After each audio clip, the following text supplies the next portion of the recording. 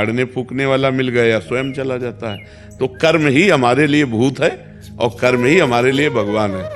अगर हमारे कर्म बिगड़ गए तो वही भूत की तरह हमें सताता है, और कर्म हमारे बन गए तो वही भगवान की तरह हम पर कृपा करता है। इसलिए कर्मों का सुधार करो, हमारे कर्म ठीक होने। हमारे अगर कर्म बिगड़ गए हैं ना तो ऐसा ही अनुभव होने लगता है, कोई डिप्रेशन नहीं।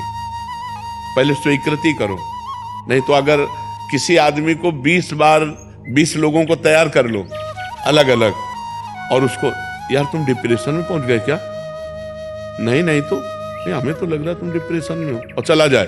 फिर दूसरा आवे, यार तुम डिप्रेशन में पहुंच गए क्या, और 20 का है, अगर वो अस्पताल ना पहुंच जाए तो हमसे बात कर लो। वो अस्पताल जाएगा और चेक करवाएगा कि मैं डिप्रेशन में हूं क्या, क्योंकि 20 लोगों ने कहा है। तो हम पहले कह रहे कि ये स्वीकृति करो कि मैं डिप्रेशन में नहीं हूं, ये स्वीकृति करो कि मेरे ऊपर भूत प्रेत का कोई साया नहीं, स्वीकृति से ही फंस गए हो, मेरे ऊपर भगवान की बड़ी कृपा है। और नाम जप करो, गंदे आचरण मत करो। आज हमारी समाज गंदे आचरणों को पाप मान ही नहीं रही है। बहुत जोर से ये व्यभिचार फैल रहा है, ये जो व्यभिचार दोष है बहुत जोर से फैल रहा, चाहे स्त्री हो चाहे पुरुष हो, सबके दिमाग में एक ही बात नाच रही है, बस भोग भोग भोग संसार। ये पाप महापाप है, पर स्त्री गमन पर पुरुष गमन ये महापाप है, और कोई इस पर ध्यान नहीं दे रहा। और फिर कहते हैं डिप्रेशन में जा रहे हैं, परेशान हो रहे। परेशान नहीं होगे तो और क्या होगे। हम खुली बात कह रहे हैं, अपने चरित्र को सुधारो, अपने आचरणों को सुधारो, अपने कर्म को ठीक करो, नाम जप करो। किसी से आशीर्वाद मांगने की जरूरत नहीं, और कोई आशीर्वाद ऐसे फल फूल वाला भले दे दे, ऐसा आशीर्वाद बिना अधिकार के नहीं मिल जाता। तुम्हें भजन करना पड़ेगा, तुम्हें अपने आचरण ठीक करने पड़ेंगे, तुम्हें तप करना पड़ेगा, तुम्हें पाप नष्ट करने पड़ेंगे। उपाय हम बता देते हैं। भगवान गीता में अर्जुन को क्या कहते, तुम्हें सहना पड़ेगा, तुम्हें मेरा भजन मन मना भो मद भक्तो माद्याजी माम नमस्कुरु। भगवान सामने खड़े और कह रहे जब तक तुम ऐसा नहीं करोगे तब तक मेरे को नहीं जान सकते। सामने खड़े हैं महाराज। अनन्य चेता सत्यम, मेरा सतत चिंतन करो। अनन्य चिंतयन्तो माम, मेरा अनन्य चिंतन करो। भगवान बार बार कह रहे, तो हम जब भगवान कह रहे हैं तो हम लोग तो भगवान के दास हैं। सदगुरुदेव भगवान बड़ी जोरदार है विपक्ष, बहुत जोरदार। हाँ विपक्ष तो जोरदार, क्योंकि हमारे स्वामी का ही है, किसी और का है क्या, हमारे स्वामी। तो सोचो जिसकी एक माया शक्ति इतनी जोर की है, उसकी कृपा शक्ति कितनी जोर की होगी। प्रभु अरे अब ऐसे ऐसे ऐसे थोड़ी का बोला जाता है जैसे तुम मंत्र बोल दिए, मंत्र ही नहीं मिला तुम्हें, तभी तो दुर्दशा है। आप कभी मत बोलना, आप बता दो वही करेंगे। हम तो रोज चिल्लाते ही रहते हैं। अब एक बात बताते हैं, दिल भर लगे ही तो रहते, इसी में लगे रहते हैं कि भाई सुधरो, मंगल हो तुम्हारा। राधा राधा जपो, राम राम जपो, कृष्ण कृष्ण जपो, हरि हरि जपो, जो मन आवे सो जपो, लेकिन जपो और आचरण पवित्र रखो, खान पान पवित्र रखो, बढ़िया आनंद आ जाएगा जी। अनिरुद्ध जी, गांधीनगर। राधे राधे महाराज जी। गुरुजी, मेरा प्रश्न है कि जीवन का उद्देश्य सत्कर्म और राधा नाम के अलावा क्या हो सकता है? बस यही है, ये हुआ करना, अभी बकाया है ना करना। ना करने वाले को सुधार लो, करने में यही दो ले लो, इसी से भगवत प्राप्ति हो जाएगी। पराई स्त्री की तरफ गंदी दृष्टि से मत देखो, अपनी स्त्री में ही भाव रखो, ब्रह्मचर्य का पालन करो, पवित्र भोजन पाओ, मांस मछली ये सब गंदी चीजें मत पाओ, गंदे आचरण मत करो, और इतना उद्देश्य बना लो, भगवत प्राप्ति हो जाएगी। भगवान अपने हैं, कोई पराये थोड़ी हैं, हम भगवान के अंश हैं, वो कोई दूसरे थोड़ी। भगवान दूसरे, ये शरीर दूसरा है, ये जो आप शरीर देख रहे हो ये दूसरा है। भगवान अपने हैं, बहुत अपने हैं, बहुत अपने नजदीक है। मैं उनका अंश हूँ, मैं उनका हूँ, संसार का थोड़ी हूँ। पर संसार का राग होने के कारण भगवान पराये लगते हैं और शरीर अपना लगता है। इसलिए खूब नाम जप करो, वो गंदे आचरणों से बचो। बहुत गंदगी फैल रही, बहुत समाज में गंदगी फैल रही, बहुत पाखंड फैल रहा है, नौटंकी फैल रही। हम सत्य का प्रदर्शन कर रहे हो, असत्य में जी रहे हैं, सत्य का प्रवचन कर रहे हो, असत्य आचरण कर रहे हैं। अपने मतलब ऐसी स्थितियां बदलती चली जा रही हैं कि सत्य का रोल कर रहे हैं और असत्य में फंसे हुए हैं। इसलिए आचरण सुधारो, सबसे पहली हमारी बात है आचरण सुधारो, और नाम जप करो तो तुम्हारा मंगल हो जाए। आचरण अगर बिगड़े हुए हैं और नाम जप कर रहे हो थोड़ा बारा, तो भी मंगल नहीं होगा, क्योंकि चलनी में गैया दुहे और दोष दैव को दे। अब अगर चलनी में गाय दुहोगे तो तुम्हें बूंद पीने को नहीं मिलेगा। तो गाय दूना है नाम जप करना, और चलनी है आचरणहीन होना। हम कह रहे हैं रावण में क्या कमी थी? क्या वो भगवान शिव की आराधना नहीं करता था? कि वो विद्वान नहीं था? वो ब्रह्म ऋषि कुल में जन्मा था, सब थे, पर आचरणहीन था। आचरण चरित्र उसका बिगड़ गया, इसलिए उसे राक्षस कहा गया। नहीं, पुलस्त जी का नाती है, उत्तम कुल पुलस्त कर नाती, ब्रह्म ऋषि पुलस्त जी का नाती है, कोई साधारण थोड़ी रावण। और विद्वान तो पूछो मत, आज भी जहां अभिषेक होता होगा तो उसके तांडव का गान किया जाता, जटाटवी गलत ज्वलप प्रवाह पावित। लेकिन चरित्र बिगड़ गया, चरित्र बिगड़ गया तो सब बेकार हो गया। वही शंकर जी हनुमान जी बन के पहले ही लंका का नाश किया। पहली लंका जो जलाई तो हनुमान जी ने तो जलाई। तो हनुमान जी कौन? शंकर जी तो हैं, 11वें रुद्र का अवतार भगवान हनुमान जी हैं। हनुमान जी साक्षात भगवान शंकर हैं। तो जिनकी आराधना की वही पहले जाके आग लगा दिए वहीं। जिसका चरित्रहीन है तो इष्ट भी रक्षा नहीं करता। चरित्रवान हो और नाम जप करे तो बढ़िया मंगल हो। इसलिए हम सबसे प्रार्थना करते हैं, पाप आचरण छोड़ो, गंदा भोजन छोड़ो, नाम जप करो, तुम्हारा मंगल होगा। महाराज जी, वो विराट कोहली और अनुष्का आए थे। विराज बैठ, प्रसन्न हो। हाँ, नहीं, ठीक ही रहना चाहिए। हम आपको अपने प्रभु का विधान बताते हैं थोड़ा सा। जब प्रभु किसी पर कृपा करते हैं, ये वैभव मिलना कृपा नहीं है, ये पुण्य है। पुण्य से एक घोर पापी को भी बहुत, देखो, पाप करके भी उनका कोई पुण्य है जिससे वो सुकृत पूर्व के सुकृतवश चल रहे हैं, नया पाप है। ये वैभव बढ़ना या यश बढ़ना ये भगवान की कृपा नहीं मानी जाती। भगवान की कृपा मानी जाती है अंदर का चिंतन बदलना, जिससे आपके अनंत जन्मों के संस्कार भस्म होकर और अगला जो है वो बड़ा उत्तम होगा। अंदर के चिंतन से होता है, बाहर से कुछ नहीं होता। मात्र अंदर का चिंतन। अच्छा, अंदर का चिंतन हम लोगों का स्वभाव बन गया बहिर्मुखी। बहिर्मुखी मतलब बाहर, बाहर यश, कीर्ति, लाभ, विजय, इससे हमको सुख मिलता है। अंदर से कोई मतलब नहीं रखता कोई विरला ही अंदर से। अब क्या होता है, भगवान जब कृपा करते हैं तो संत समागम देते हैं, कि दूसरी जब कृपा होती तो विपरीतता देते हैं, और फिर अंदर से एक रास्ता देते हैं। ये मेरा रास्ता है, ये परम शांति का रास्ता है, ये शांति का रास्ता नहीं। भगवान वो रास्ता देते हैं और जीव को अपने पास बुला लेते हैं। बिना प्रतिकूलता के संसार का राग नष्ट नहीं होता। किसी को भी वैराग्य होता है तो संसार की प्रतिकूलता देखकर वैराग्य होता है। सब कुछ हमारे अनुकूल है तो हम आनंदित होकर उसका भोग करते हैं। जब हमारे ऊपर प्रतिकूलता आती है तब ठेस पहुंचती है कि इतना झूठा संसार, तो अंदर से भगवान रास्ता देते हैं, ये सही है। भगवान बिना प्रतिकूलता के इस संसार को छुड़ाने का कोई भी औषधि नहीं रखी। आज तक जितने बड़े महापुरुष हुए हैं, जिनका जीवन बदला है, उनको प्रतिकूलता का दर्शन करके बदला है। तो कभी प्रतिकूलता आए तो उस समय आनंदित हो कि मेरे ऊपर अब भगवान की कृपा हो रही है, कि मुझे सतमार्ग में चलने की प्रेरणा मिल रही है। अगर सतमार्ग छूटा हो, ये सब तो एक सेकंड के लिए आप विचार कीजिए। अब अपना सुधार कर लो, अपने जीवन को सत्य में ले आओ, तो अगला जो होगा वो बहुत जोर का होगा। चाहे जन्म हो तो श्रीवान, कुलवान, धनवान, वैभव संपन्न ऐसे, और भक्ति की अनुकूलता, भक्ति की अनुकूलता। खास बात श्रीवान, धनवान, कुलवान नहीं, खास बात भक्ति की अनुकूलता। अगर इस जन्म में भगवत प्राप्ति नहीं हुई तो भगवान श्री कृष्ण ने गीता में कहा है कि मेरे भक्त का नाश नहीं होता, मैं कुलवान, धनवान, श्रीवानों के कुल में जन्म देता हूँ और फिर पुनः भक्ति का माहौल देता हूँ, और पूर्व का जो भजन छूटा हुआ हो वहीं से उसको।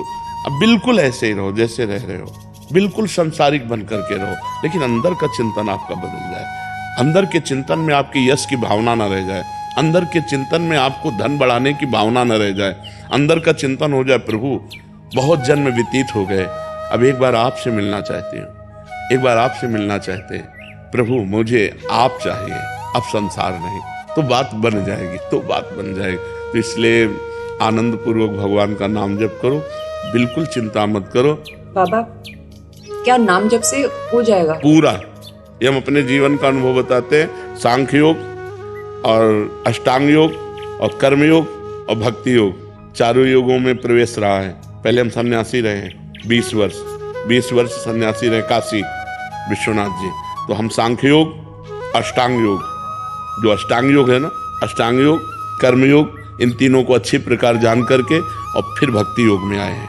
स्वयं भगवान शंकर से बढ़कर कोई ज्ञानी तो नहीं ना, सनकादि से बढ़कर कोई ज्ञानी नहीं। वो हरिश शरणम सनकादि हर समय जपते रहते हैं। भगवान शिव राम राम राम राम राम राम जपते रहते हैं।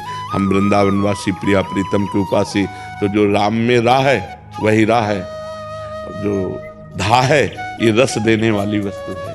तो हम राधा राधा राधा राधा, मतलब आप ये समझो कि हमारी इतनी तार्किक बुद्धि रही, हमारी श्रद्धालु बुद्धि नहीं रही। सन्यासी की जो बुद्धि होती है वो तर्क प्रधान होती है, कसौटी पर कसने पर। तो हम केवल भावुकता में राधा राधा का प्रचार नहीं कह रहे कि हमने सुना और ऐसे ग्रंथों में पढ़ा और ऐसे कह रहे, स्वयं स्वाद लेके कह रहे और विश्वास के साथ कह रहे कि यदि आप राधा राधा जपते हो तो इसी जन्म में भगवत प्राप्ति हो जाएगी, इसी जन्म में। जैसे किसी से कहा जाए कि तुम सत्य बोलो, मंदिर में चढ़ के बोलो, तो हम मंदिर में नहीं, हम वृंदावन में बैठे हैं। करोड़ों मंदिर इसकी समानता नहीं कर सकते, भगवान का परम धाम है। अगर राधा राधा नाम चल रहा है तो इसी जन्म में भगवत प्राप्ति हो जाएगी। हमारी आखिरी श्वास यदि राधा, तो मुझे श्री जी की प्राप्ति, भगवान की प्राप्ति हो जाएगी, इसमें कोई संशय नहीं। और किसी साधनों की कोई आवश्यकता नहीं, आप केवल अंदर ही अंदर चलाइए और लिखिए। देखो हम जो कह रहे हैं उसको समझो। बहुत अधिक नाम जपने की हमें चेष्टा नहीं करनी, कम संख्या हो लेकिन मन लगा करके हो। जैसे हम, अब देखो आप लिखो राधा, अपने दिमाग में लिखो, खुले नेत्र लिखो या बाहर देखो, दिखाई दे रहा है राधा लिखा हुआ, वही कान में सुनो राधा, वही अंदर उठाओ राधा, ये तीनों का एकाकार हो जाए तो ये करोड़ों नाम जप के बराबर है। देखो जैसे हम बोला राधा, ऐसे हम 1000 राधा नाम बोले तो हम बोला राधा, ये उपांशु है, इसे उपांशु कहते हैं। राधा राधा राधा राधा 1000 बार, ये उपांशु हुआ। अब ये ऐसे उपांशु हम 10,000 बार जप करें, अंदर देखते हुए बोले राधा, उपांशु 10,000 बार नाम जप करने का फल एक बार मानसिक में है। इतना बड़ा फल है ये। ऐसे राधा राधा राधा चल रहा है, नेत्रों से हम उसे देख रहे हैं, कानों से उसे सुन रहे हैं। आप देखना कि अगर मन भगेगा तो आप लिख नहीं पाओगे राधा नाम, अगर लिख रहे हो तो मन भगेगा नहीं। तो चाहे 10 बार लिखो, 100 बार लिखो, लेकिन एक अभ्यास बनाओ ऐसा कि कुछ समय शांति से स्नान आदि करके बैठ गए और राधा राधा लिख रहे हैं, उसी का चिंतन कर रहे हैं। इसे अपना जीवन बना लो, फिर आप परिणाम में खुद देख लेना। कोई घाटे का सौदा तो है नहीं, ठीक है। ये सखी को दे दे ठाकुर शिव जी की है।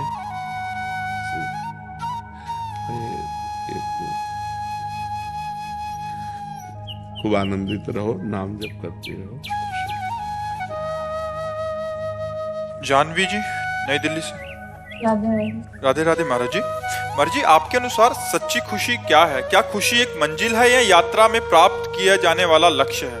बंधन मुक्त हो जाना किसका है? बंधन मुक्त हो, कोई बंधन न रहना, कोई इच्छा न रहना, वो खुशी होती है जिसमें कोई बंधन नहीं और कोई चाहत नहीं। हमारी सारी चाहतें पूर्ण हो गई, अब हमारे अंदर कोई चाहत नहीं और हमारा कोई बंधन नहीं, मृत्यु का भी भय नहीं। ये सबसे बड़ी खुशी है। जीत गए हम, माया पर जीत गए, मृत्यु पर विजय प्राप्त कर ली, काम क्रोध लोभ मोह मद मत्सर इन पर विजय प्राप्त कर ली, और चाह पर अब कोई चाह नहीं, किसी का हमारे ऊपर कोई प्रभाव नहीं, मृत्यु का भी कोई भय नहीं। इससे बढ़कर कोई खुशी हो सकती है? हर खुशी का नाश करने के लिए मृत्यु तैयार है। आप चाहे जितना पढ़े लिखे हो, चाहे जितनी बड़ी पदाधिकारी हो, चाहे जितने करोड़ बैंक में हो, चाहे जितना सुंदर पति मिला हो, चाहे जितना सुंदर परिवार मिला हो, लेकिन एक क्षण में वो सब कुछ आपको छुड़ा देगी, हर खुशी में आग लगा देगी।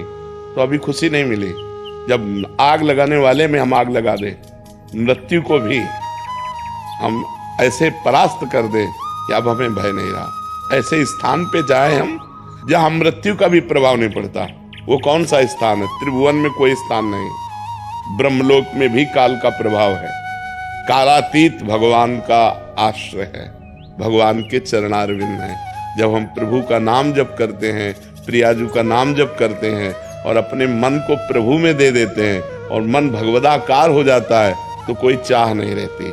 ब्रह्मभूता प्रसन्नात्मा न सोचति न कांक्षति, न कोई शोक है न कोई चाह है।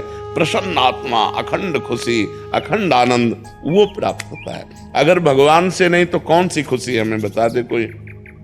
भरोसा सेकंड का नहीं। बहुत सुंदर साथी मिला लेकिन मिनट में मर सकता है। बहुत सुंदर शरीर है लेकिन कल कोई भयंकर रोग हो सकता है। कौन सी चीज ऐसी है जो भय, चिंता, शोक रहित है? एकमात्र भगवान का नाम, भगवान का आश्रय, भगवान की शरणागति। जब ऐसा हमें दूल्हा मिल गया श्री कृष्ण, जब ऐसा दोस्त मिल गया श्री कृष्ण, क्योंकि अनंत ब्रह्मांडों का स्वामी, तब जो अपार खुशी होती है। सोचो कोई यहाँ का अधिकारी हो, बड़ा अधिकारी हो, और वो आपसे हाथ मिलावे और कहे कि कभी कोई समस्या हो, फिर आपको कैसा लगेगा? एक छाती फूली घूमेगी, एक आनंद लगेगा नहीं? और भगवान हमारे कह रहे हैं अनन्यश्चिन्तयन्तो माम ये जनाः पर्युपासते तेषां नित्याभियुक्तानां योगक्षेमं वहाम्यहम्। जो निरंतर मेरा भजन करता है उसके योगक्षेम का वहन मैं करता हूँ। जब भगवान छाती ठोक रहे हैं तो भक्त की छाती कैसी होनी चाहिए? लेकिन हमें भगवान की पर विश्वास नहीं। एक नेता कोई कह दे, पदाधिकारी कह दे कि वो चाहे झूठी बात ही कह दे कि आप चिंता न करो, तो आपको क्या फूलन रहेगी, हर समय रहेगी कि यार वो हमारे अमुक हैं। और भगवान कह रहे हैं तो भगवान की बात की फूलन नहीं हो रही। जबकि नेताजी यहाँ नहीं है, वो सर्वत्र नहीं है, वो किसी एक स्थान पे होंगे।